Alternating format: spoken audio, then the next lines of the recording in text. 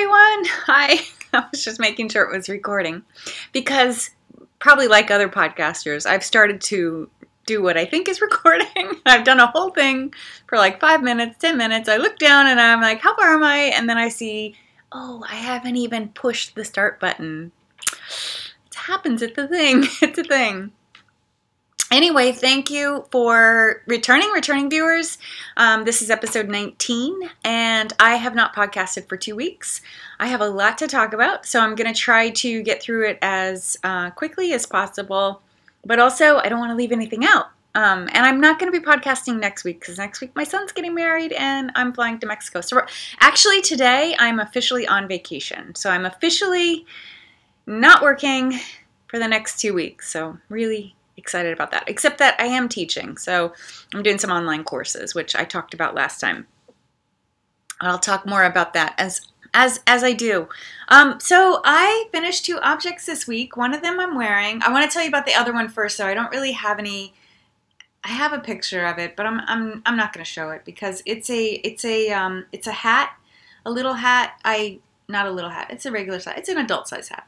And I made it for a friend who wasn't feeling well, and I knit it up very quickly in a day or so. And I just thought, for something, for like, a hug, just to like hug someone who was feeling under the weather.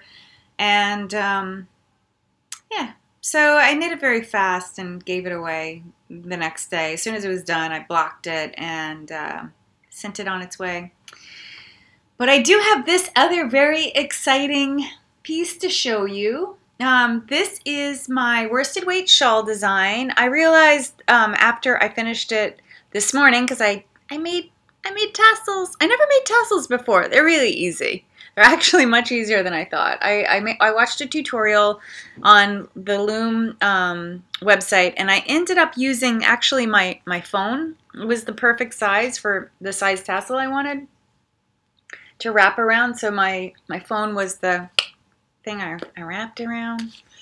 Anyway, it was there and it was easy, so I just did it. So yeah, I finished this. Let me show you. It's kind of chilly here today, kind of like chilly, icky, humid, gross out, but whatever. We'll get through it. So I'm wearing a t-shirt underneath my new shawl, but look at it. So the tassels are on either side. Maybe I could put it on Martha. I'll put it on her after I'm done showing you. It is a crescent-shaped shawl that you knit in sections. So you're looking at the border there, and this is the top edge right by my chin, and it goes across. In the center back is this beautiful not one of a kind, but few of a kind yarn from a collaboration between Christy Glass Knits and Long Island Yarn and Farm. So that there's this big triangle shape. So this was the thing that I was trying not to show before I got my sweater done. I mean my shawl done. I didn't want to show. I didn't want to give it all away. But you knit starting here in the center. So it's a center out design. So you start there, knitting in the round. This entire dark pink piece is knitted in one. Like you knit it all at once, and then when you're done with this piece, you cast on the pale pink color and work your way out into a crescent shape, and then you do the other side, and then once that's done, you do the border. So, and you do the border like starting right here on this edge, and just do the whole border in one swoop. So you can see like all the way across the border is exactly the same size. But I love it. I'm so happy with it. Really, really love it. I'm going to throw it on Martha so you can see the way that it drapes. Martha's wearing one of my whips, which I'll talk about in a sec. So there you go. Isn't it adorable? Look at it. Look how it drapes. It's quite long too. You could whip that up, and that tassel will help keep it around the back of your shoulder. So you could do something like that. for extra warmth. It's going to be amazing on the plane for my flight to Mexico. So excited. It's going to be so cozy. It is definitely coming with me. Look at it. It's so beautiful. I love that pale pink and gold together. Really, really happy with this. So I have to do so much for this. This pattern is not ready. It is just a whole bunch of notes, and it's up here in my head what I did, and I have to nail that all out, hammer that all out, like get it all down on a piece of paper. It needs to be test knitted. It needs to be tech edited. I need pictures. I need a name.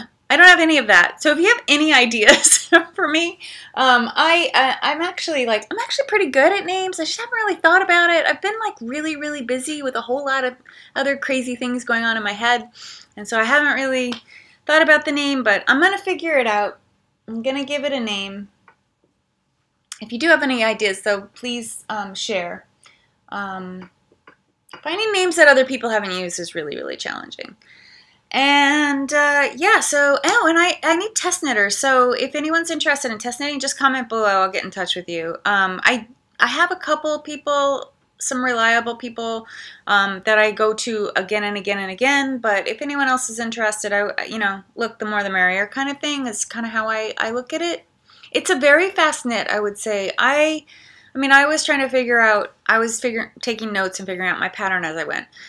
For someone who's just knitting it, from scratch, it should be pretty good, like just following my pattern rather than having to figure it out. It should go really fast. Like I would think, it is, I can tell you the yardage. I had 400 yards of the pink and I still have some left. Let me tell you the yarn. Let me talk about the yarn. Hang on one sec. Okay, where's my pale pink yarn? There it is. Okay, so this center back yarn was a special yarn from Long Island Yarn and Farm. It is, that's all I have left. So I basically knit the entire thing, and it was 100 yards. And it is a alpaca merino blend. And that's the way it looks on the back. I don't have it quite centered on her. But that's the way it looks. Look at it. I love it. I love it. Yeah, you start there and just slowly build this triangle out. So that yarn is called Pink is Life. So here's the Long Island Yarn and Farm. She has Long Island Yarn and Farm. If you're interested in using the same yarn I did, she has more yarns. She doesn't have this one. I haven't seen this one. This is worsted weight, just reminding you, it's worsted weight. 100 yards of worsted weight, one skein. The blush pink that I used, which is right here. That's the blush pink. This is called Pink Clove. It's her color Pink Clove. It's also Long Island Yarn and Farm. That's the tag for it. It has a little bit of what they call icicle, which is like kind of a plasticky nylon. It's a synthetic fiber. So it's 5% of that. Otherwise, it's 70% alpaca and 25% merino. And it is also, each skein was 100 yards. Wait, let me just make sure of that. Yeah, so each skein was 100 yards. And $30. I bought 4 skeins of it. I had 1 skein of the deep pink, 4 skeins of this. This is what I have left. So I have almost a full, almost a full skein. No, I wouldn't say a full skein. Sorry, about a half a skein. So I use like 350 yards, I would say. I'll know exactly. I'm gonna measure everything, and I'll get the exact info if you're interested in knitting it. And then the white and gold are this brand. It's a 100% American Cormo called Stone Wool. I bought it from Twig and Horn up in Maine. It is also worsted weight. Each skein is 200 yards. This is the tag for the gold, which was Tobacco 2.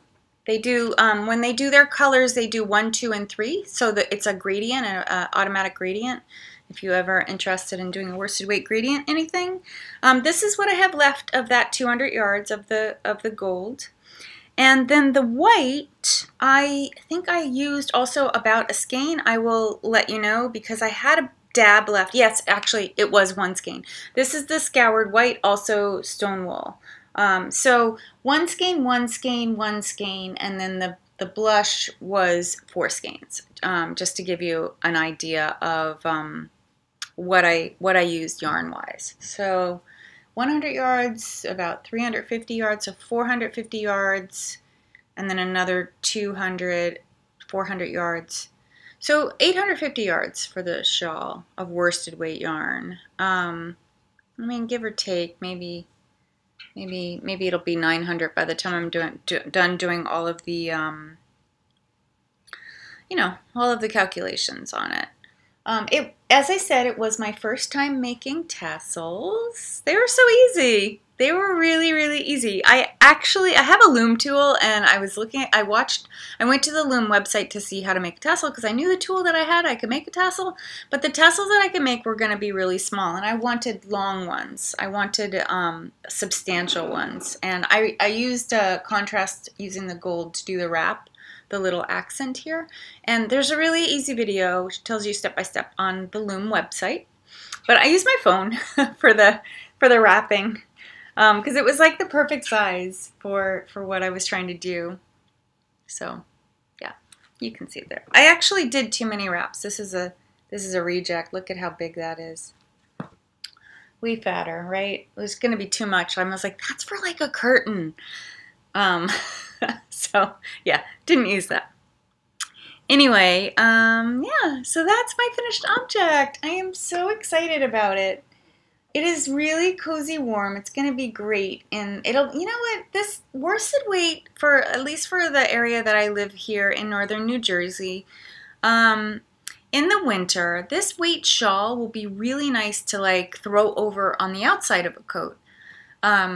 Just for a little extra warmth on those really chilly days, and it'll tie really nicely because the lengths are nice and long, so it will also like tie right in front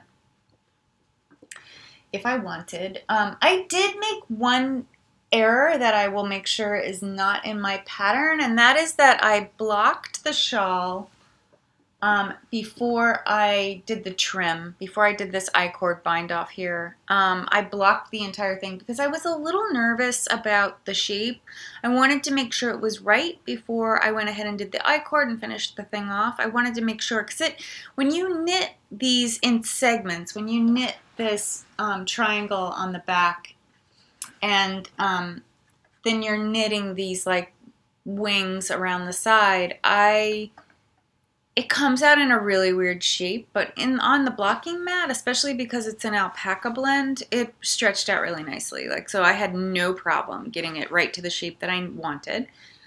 So if you notice, my trimming has a little bit of, like you can see the little extra right here, little extra fabric in there, and that's because I did the trimming after. So had I done the trimming along with,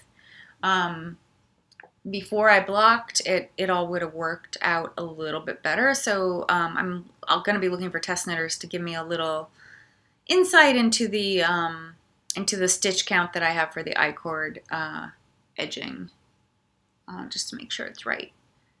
Yeah.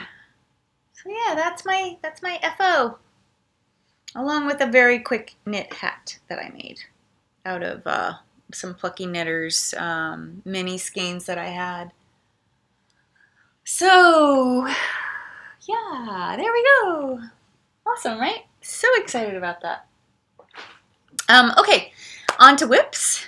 My one whip right there, Martha is wearing. It is my Humulus sweater.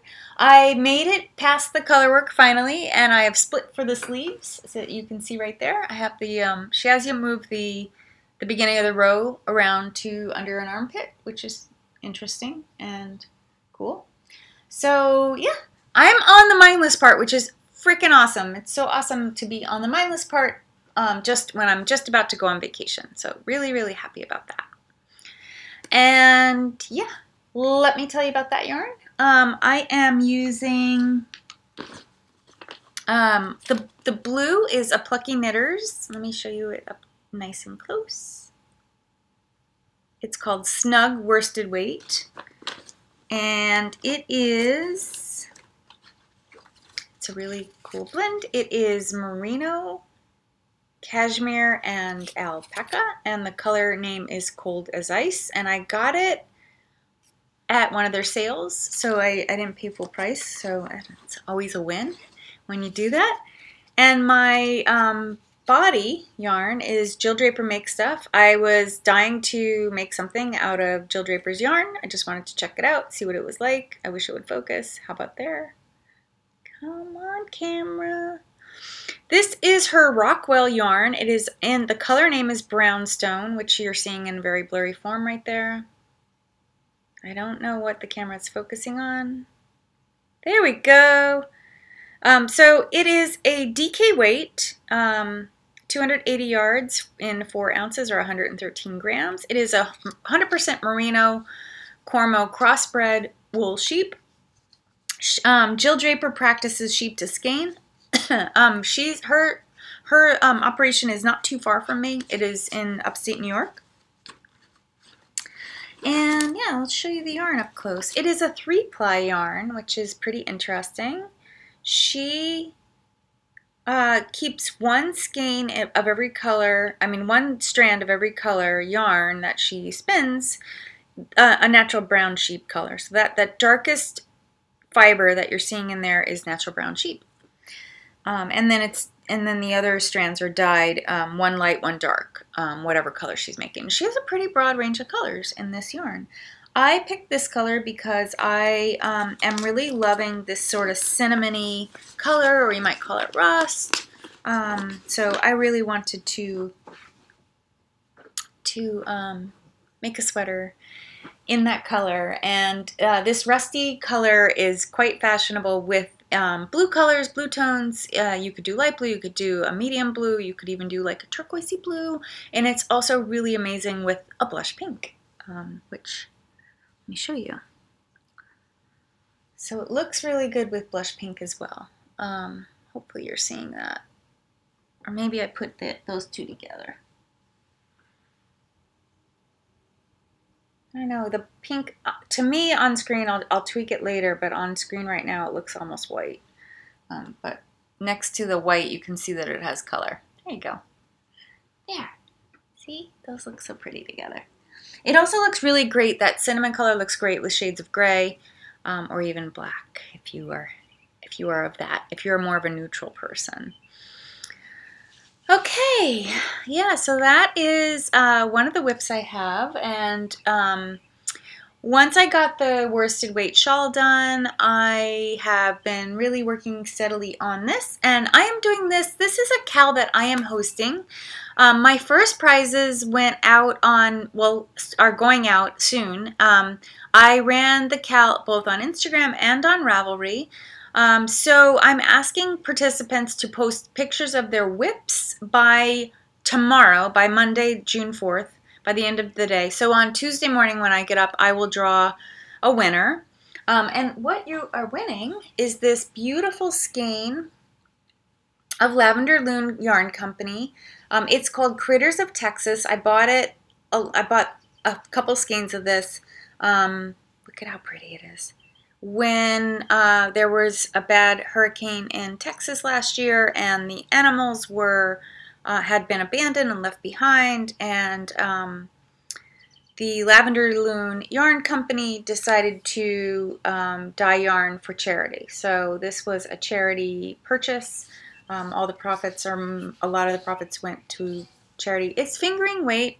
It's an 80-20 blend, 100 grams, 400 yards. But yeah, this is what you'll win, potentially. I have very few participants, so even if you're working on a Hemulus on your own and it's a work in progress, all you have to do is post a picture on my Ravelry thread that says Hemulus whips, no chatter, even though I'm chatting on there. But don't chat, so I can count the people really quickly and hopefully draw a winner. My Instagram winner won this beautiful skein. I have it wrapped from Blissful Knits. It's an MCN base. It's called Sakura, based on the cherry blossoms. So yeah, soft weight yarn. So anyway, that drawing already happened. So just the only one that you can enter now is the Ravelry one, and then I'm doing another Instagram and Ravelry drawing for the end of June, but your sweater has to be finished. So it's a finished Humulus sweater entrance. So I have a good idea of what I'm gonna give away for those, but I don't quite have it figured out. So I'm gonna just I'll let you know. I'll let you know soon. I'll talk about it soon. I'll probably talk about it the next time I podcast since I'm missing next week. Yeah, so, and then one of the things that I went to cast on and I ended up not casting on is the Mama Lucas, which are basically woolen booty shorts or woolen, there you go, woolen underwear that are made by Maya Carlson. She is, you can get the pattern for free on Ravelry. A couple other knitters have done them. The woman, I can't remember her name right now. I'm blanking on her name, from Ninja Chickens just finished a pair. And Ellie from Skein Deer Knits is working on a pair. So I'm interested. I was interested in maybe making a pair. So I went to cast on and I ended up ripping it out because it was too big. I wasn't matching gauge. I wasn't hitting gauge. So I had to go down a needle size. And then what I needed to do in order to go down, when I went down a needle size, I realized I didn't have the right length needle. So I'm using a US size 1, or I think it's 2.25 millimeter. The pattern called for 2.5. The yarn I'm using is a Plucky Knitters Sport Weight, which the pattern calls for Sport Weight. This is a merino cashmere nylon blend in Sport Weight. I have 3 skeins of this, which I bought in a D-stash on Ravelry. That was a really fun experience. The woman was selling 3 skeins. I bought all 3 skeins. I paid probably about a third less than I would have had I bought it full price from Plucky. And yeah, so I ended up ripping out. So I need to recast on. So this is imminent. I'm going to try to get to it before I get on the plane. So I have a couple different things to work on. This color is called Jack of All Trade. And yeah. And then my final whip that I'll be making progress on in my next in the next couple weeks is a fingering weight shawl that I'm working on. I am using, it's all grays and neutrals. I'm channeling my inner Hohi because she uses all shades of gray. So it is an MCN fingering weight based. Also another center out. I don't want to show you too much of it because I want to keep it a little bit under my hat until I understand exactly what I'm doing. But this yarn that you're looking at right here, this is a Primrose Yarn Company yarn. On her Sophia base, which is an MCN, and it is called Black Truffle. I bought it in Rhinebeck this past fall, and I am pairing it with a bunch of Woolen Vine shades of gray. So this one is Paranormal, which has neon gray, or sorry, neon green in there. Hopefully you're seeing it. I don't know what the camera's focusing on. There we go. So there's little flecks of neon green in there, besides this being like a tonal gray. And then this one is more colorful. This was one of what she calls now Strange Brews. This was a free swim. It's called Wild Unknown, and I got it at Indie Untangled. This I got at on a sale that she did on her website in October, like close to Halloween. And then I may be mixing in, I don't have it, but an Edinburgh color that I recently bought. So, because I'm pretty sure I need to use 3 colors. So this shawl, I'm kind of feeling my way through. I have an idea of the shape that I want, but I don't have a good idea of how the colors are going to lay out yet. So I want to just like think about that a little bit. So this will be my creative knit for the next few weeks. It'll be one that I'm really focusing on, focusing my creative energy on, which is exciting and interesting, and I know I probably should have made that instead of working on the worsted. I said this last time that I'm really trying to just let myself do things that I'm interested in and things that I want to do rather than doing, rather than keeping myself on a schedule. Like, what the heck? I'm doing this for fun. Like, I have a job that pays my bills, and so why not just kind of let myself do what I want to do and make what I want to make and all of that jazz. So yeah, those are whips. I actually have two other things that are whips that have not seen a lot of action, and I hope to get to them this summer. And I have two designs that are in the planning stage. I've worked out I've sketched out what I'm planning to do, and I have figured out, in my head anyway, like I know where I want to go with them, but I just haven't cast them on. I have the yarn and everything, so I really have enough yarn to do plenty of knitting for the next probably couple of years. But I like to keep a lot of yarn on hand just for inspiration, and also when yarns hang around too long, somebody does some mystery knit along like Curious Handmade did, and I'm able to like pull a bunch of skeins out of my stash and just work that way. I do want to show you, since I'm talking about sketching, I'll show you what I did. This has got a lot of rough notes on it, so don't pay too much mind to them. But this is how I worked on the shawl that I just finished. So that's what I did. I did a sketch. I knew it was going to have tassels. That's pretty much my idea right there. I just didn't know what I was going to do in this area here until I got there. Yeah, and I have a whole bunch of other notes on the other side. But here's the entire pattern right here. I need to write it down and write it in a way that everyone understands, not just me. So yeah, that's something that's happening. So yeah, there you go. That's my knitting. Now we can move on to all the stuff I got, because I got a lot of stuff in the last 2 weeks.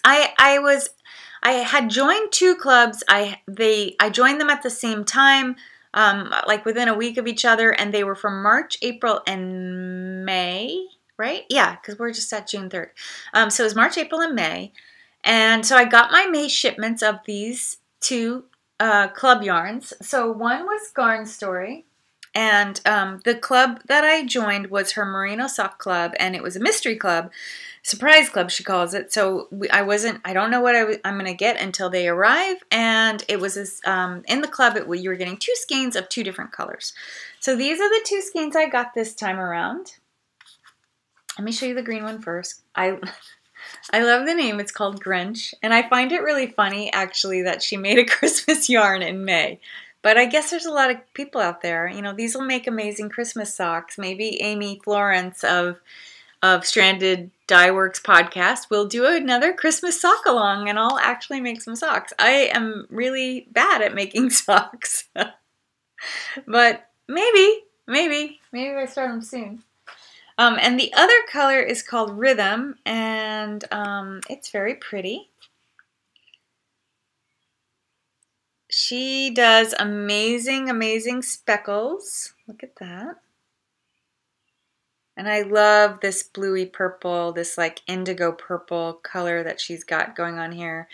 Yeah, there we go. There we go. Cool, right? So those were the two Garn Story clubs. And I have some other really cool and fun Garn Story information. So if you are on Instagram and you follow Garn Stories on Instagram, she's a German dyer, and I have been a subscriber to all her surprise clubs since she started them. I think this just ended her third. I don't think there's another one coming up. She hasn't talked about it. I follow her on Instagram, and I also get her newsletter. So I've been following her for a long time, for over a year. And I don't know exactly how long she's been dyeing, but I found her somehow and just started following her on Instagram, and I bought some yarns. I found like buying her yarns on her online website really easy. Shipping costs aren't too bad from Germany to US. I think it's like $7, maybe $8. It's not that bad. And yeah, I use a lot of her yarn. You've probably heard me talk about her before, because and I'm like a proud Garn Story consumer. I love her yarns. Like my arboreal sweater, the purple one that I made, a couple months ago is almost 100% her yarn. A couple Primrose Yarn Company, but mostly Garden Story. And anyway, she was doing a giveaway, and I never enter giveaways because I never win. I never win anything. So she was doing a giveaway, and I also hate like bugging my friends and like tagging them and stuff. But I don't have a lot of yarny friends. I have like a lot of people who follow me, but I'm not like, they're not friends with me. So I ended up tagging a long time. I tagged like what I would consider my biggest fan. So I tagged this woman who I met because of this podcast, and she lives in Great Britain, and we've corresponded via direct message and via commenting on my Instagram post or commenting here on YouTube. I tagged her and I said to her, "Let's win." And we won. We won. So I'm so excited. I'm so happy to be able to share that with someone who has helped me help my fan base grow and get bigger. And we each won 4 skeins of Garden Story yarn, any bases, like five or six different bases, and she did a pre-order, and we could pick from any of the colors that she was pre-ordering. So I picked surprise color, of course, and I also picked the DK weight because I read about the DK that she was dyeing, and it sounded amazing. It's 5-ply yarn, and it's a lot of yardage. It's about 275 yards or 250 meters, I think, is the meterage. Per skein, so I think that's sweater quantity. I should be able to get a sweater out of that. So yeah, I am excited to see what she makes. I'm excited to see, to work with the yarn. I'll have to come up with some, idea, or maybe knit a pattern that's out there. Maybe look for a Hohi pattern or something. Maybe a cardigan. I don't know. I'm going to see what it is, and then I'm going to be inspired to make something, I hope. So yeah, I will have that yarn in about a month, and then I'll show you. I'll share it with you. So yeah, that's my Garden Story story. So I thought that was super cool. I found that out. I found out that I won just the day before yesterday. Okay, if you're a returning viewer, you know that I also joined Ching Fiber's Baby Surrey Club, and I think I shared this before, that I picked that club not realizing that it was a fuzzy yarn. And yeah, so Baby Surrey is a fuzzy yarn. There we go. I love this color. This is a beautiful color. She named it Coral. Not very inventive, but it's okay. I love her. I love her yarn. I think that she's super interesting. Her touch with dye. She's Garden Story, Ching, and like a handful of other dyers are among my favorites, and people that I go back to again and again and again. But yeah, love Ching Fibers, and Layla of Ching Fibers, a Great Britain dyer. I've been a longtime fan of hers too. I use a lot of her yarns. I have a lot of her yarns in my stash in my library that I go to when I'm looking for inspiration. Oh my God, look at that hot yellow right there. So with the Baby Surrey Club, you were supposed to get 2 skeins of the same color, but this month, for some reason, I got 2 skeins of 2 different colors. So this one here is called Peacock, also very pretty. And I just wanted to summarize for you all the Baby Surrey I now have that I have no idea what to do with. So I got, hopefully you're seeing that, Purple Rain. See it right there? Wait. Purple Rain. This is like mint chocolate chip, peacock, and coral. So I don't know, that coral goes with everything, but this purple and that mint don't really go together. Yeah, so it's not really sweater quantity. I guess it's accent, maybe. Yeah, I don't know. I did knit a swatch because I was trying to figure out what to do with it. So there's my swatch of Purple Rain. So I did that when it first came. I think that's on a US size 5 or 3.75 millimeter.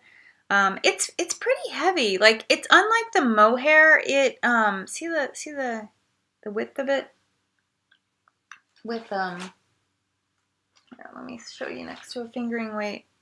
So see the thickness. See the thickness comparison? Hopefully you're seeing that. It's focusing on me and I don't have a third hand here.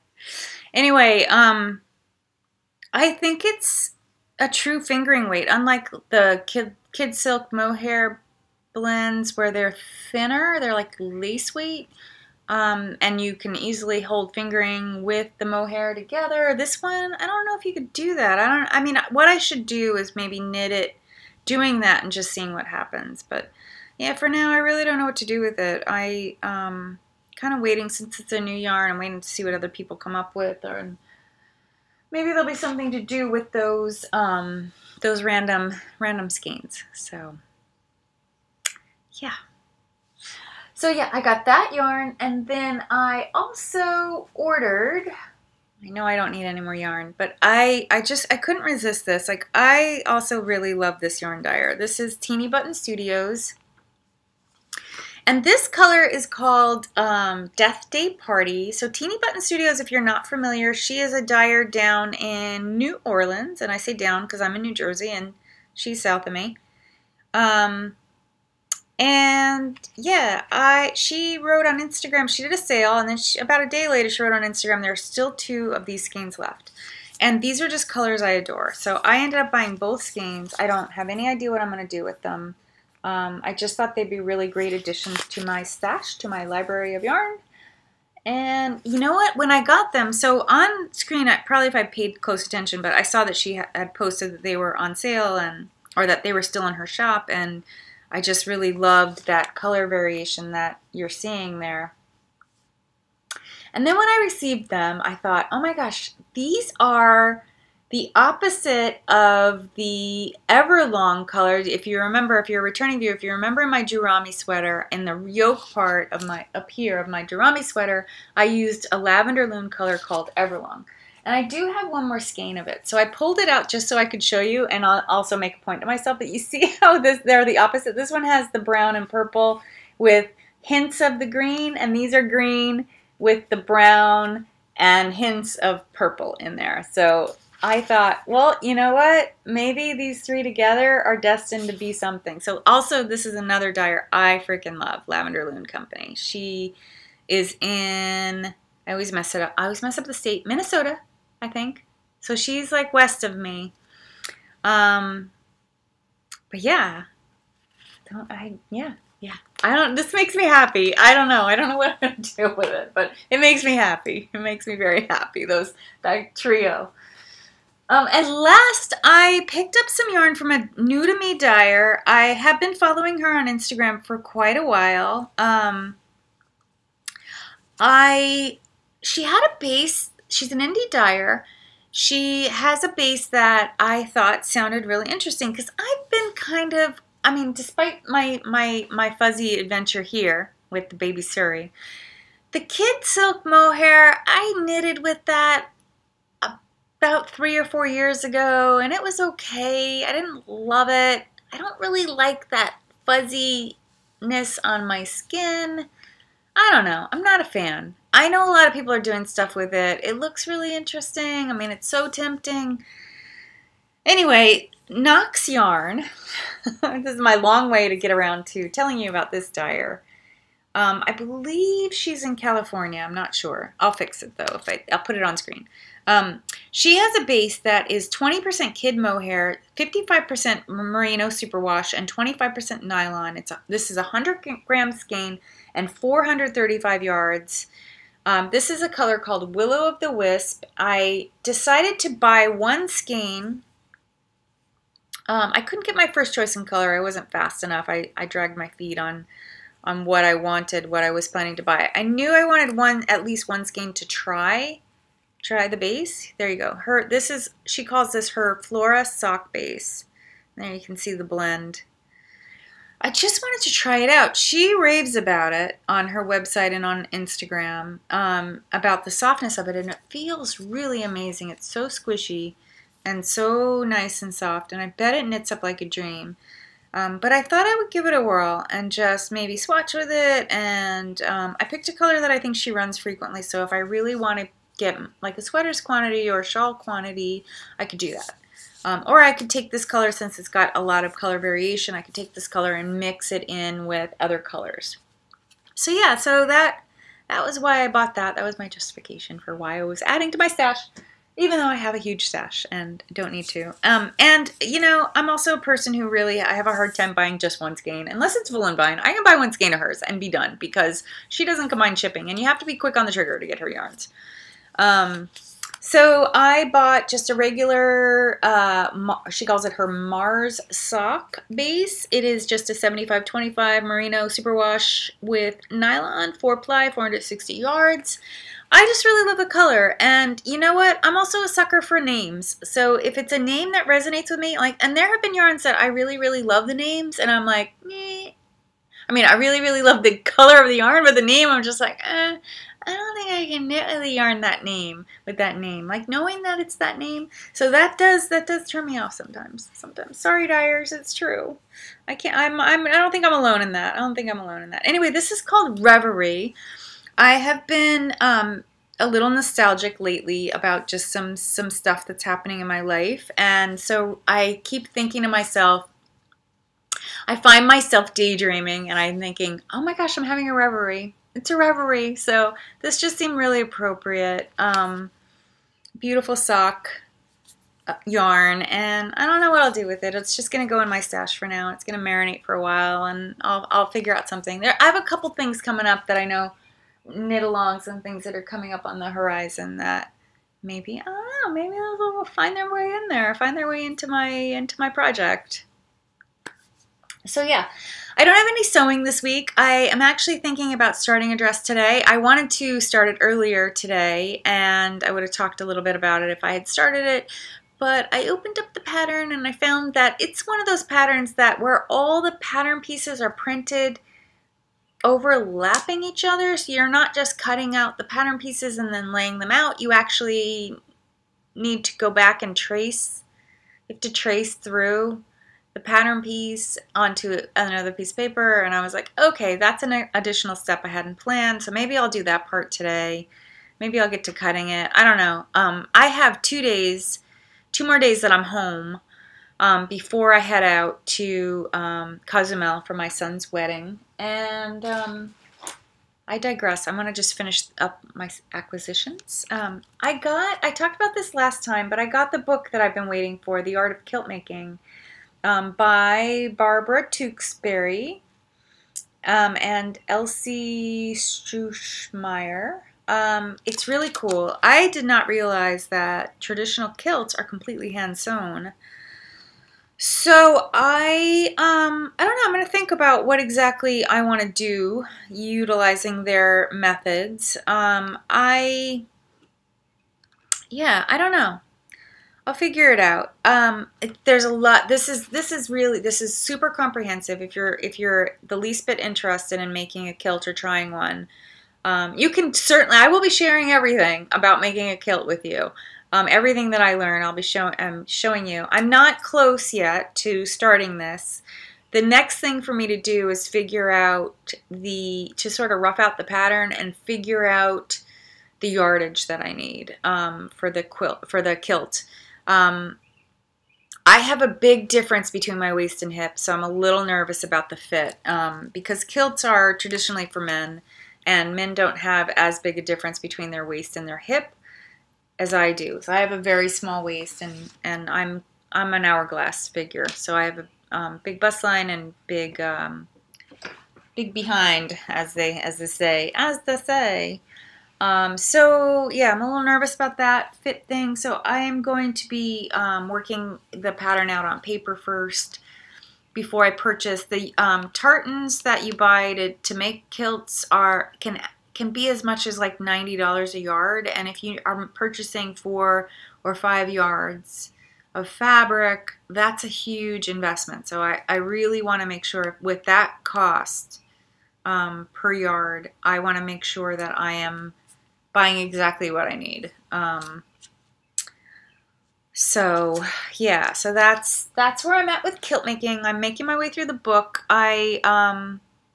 Yeah, I'll keep you posted. If you don't hear about it, it means nothing happened. And when you do hear about it, that means that I've I've made some progress on it, and yeah. So I think that's it for this week. Again, I'll be taking off this coming week because of the wedding. I will definitely have a handful of pictures, maybe a little video from the weekend and my trip. I neglected to tell you, this is just a little bit of like personal info, so if you don't want to listen, that's fine. But if you're interested, I ended up not going away on Memorial Day weekend. I had said that I was going to go to the beach, and I ended up not going on Memorial Day weekend. I was really sick. And in addition, I talked about this last time in my last episode. I talked about finding out that a new class that I had proposed got accepted and people enrolled in it, which meant I actually needed to make that happen. I needed to give birth to that class, so to speak. I needed to write my lectures, write my assignments, get everything loaded. Everything had to be done by the Tuesday after Memorial Day weekend. So I ended up staying home for Memorial Day weekend. I was sick with a bronchial infection that I was getting better. I had that all of that writing and creating to do, and I just ended up staying home. And I could have podcasted, but I needed to stay focused to get that class done. It was a lot of work to get it done. It is up and running now. My students are working their way through the materials, and it's a cool class. I'm super interested to see how it goes. To tell you quickly, it is combining crafting, including knitting, crocheting, and any other sort of fiber arts fiber arts crafting with volunteerism. So my students are playing the role of facilitator, where they are going into senior centers and they are facilitating a group crafting together, like crafting a project that is for charity. So that is my lofty goal. Let's see if that actually happens. The class is running through the day before 4th of July. So it's bookended between Memorial Day and 4th of July. Let's see how they do. I mean, they have through the end of this coming week to figure out what they're going to do, like to come up with a proposal of what they're going to do for their project, and then they go out and do it, go out and perform it, and make stuff happen. So I'll keep you posted. I hope I have some really touching stories to share over the coming weeks. But yeah. Anyway, that's it for this week. Please hit the subscribe button if you're not already a subscriber. It would really help my tiny channel grow. Hit the like button as well if you like the content. And please comment below. I read everything. I comment back to everything. And yeah, I'm happy that you shared your weekend with me. And come back next time. I'll be here. Bye.